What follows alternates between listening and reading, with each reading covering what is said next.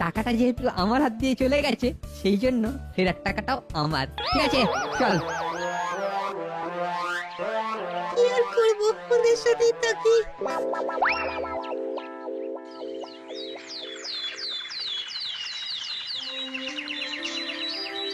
ওহ, দাসপাড়া সেজে উঠেছে।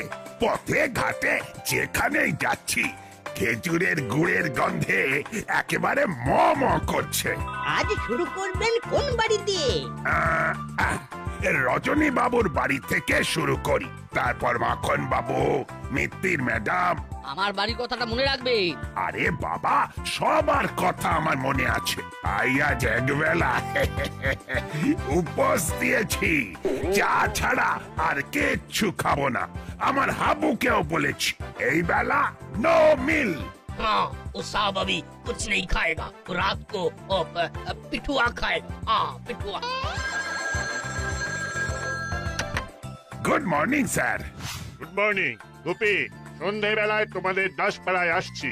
আজ পিঠে খেলে যাবো তো। হ্যাঁ স্যার, আমরা ওই নিয়ে আলোচনা করছি। আপনি এলেই আমরা যাব। ঠিক আছে ঠিক আছে, আমি একটু তাড়াতাড়ি চলে যাব। প্রথমে কার বাড়ি যাবে? এই রজনী বাবুর বাড়ি থেকে শুরু করব, তারপর মাখন বাবু। ঠিক আছে, হাতের কাজগুলো তাড়াতাড়ি সেরে নাও। আর একটা সাজেশন, যত পারো আজ পেটটাকে ফাঁকা রাখবে, তবেই পিঠে খেলে পেটে সইবে। হ্যাঁ স্যার, এবেলা আমি একদম উপোস রাখছি। কত বাড়িতে পিঠে খেতে হবে বলুন তো? তোমাদের সবাইকে পৌষ পার্বণের শুভেচ্ছা জানাচ্ছি। সবাই যেন ভালো থাকে। Same to you sir, same to you. হ্যাঁ, রাখলাম। প্ল্যান মতো সব ঠিক আছে তো? একেবারে নো চিন্তা, ডু ফুর্তি।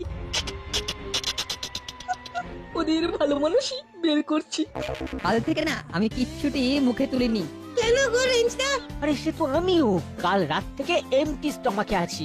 না না না না না, আমি নাই হলো আমরা, মানে আমরা দুজনেই এমটি স্টমাকে আছি।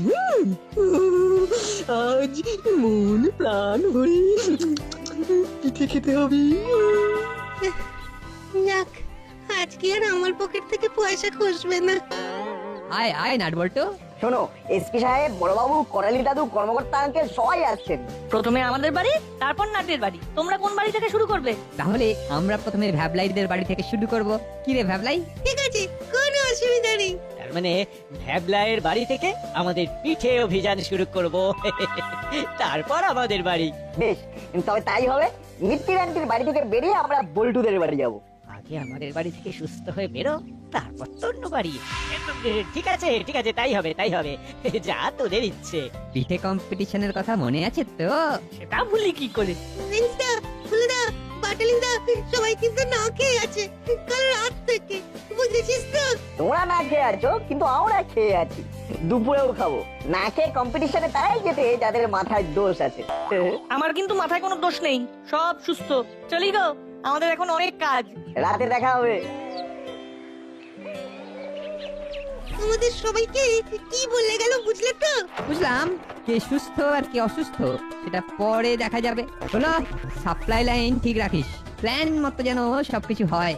ওরা কিন্তু খুব ধূর্ত, ওদের কোনো যেন সন্দেহ না হয়। বুঝলি বলটু, আমাদের একটু চোখ কান খোলা রাখতে হবে। জানি জানি, রেঞ্জদাকে তো অনেকদিন ধরে চিনি। ঠিক বলেছিস, কম্পিটিশনে কিছু একটা গোলমাল করার কথা ও নিশ্চয়ই ভেবে রেখেছে। আমরা যে রেঞ্জদাকে হাড়ে হাড়ে চিনে নিয়েছি সেটা তো রেঞ্জদা জানে না। রেঞ্জটা যায় পাতায় পাতায়, আমরা যাই পাতার শিরায় শিরায়।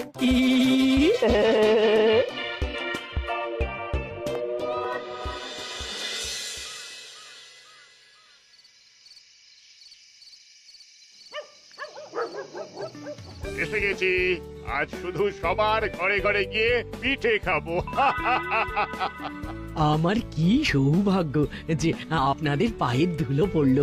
সবাই বসুন বসুন।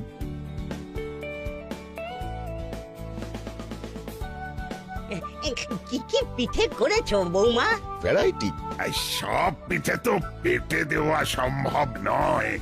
আপনাদের সব পিঠে খেতে হবে কিন্তু। বাবু আপনি যে বললেন কাল রাত থেকে আপনি কিছু খাননি। আরে না খেলেও একটা সামঞ্জস্য থাকবে না? কিচ্ছু হবে না গুপি, আমার কাছে খবর আছে পিঠে খেয়ে কারোর শরীর খারাপ হয়নি। তার মানে পিঠে পেটে সয়।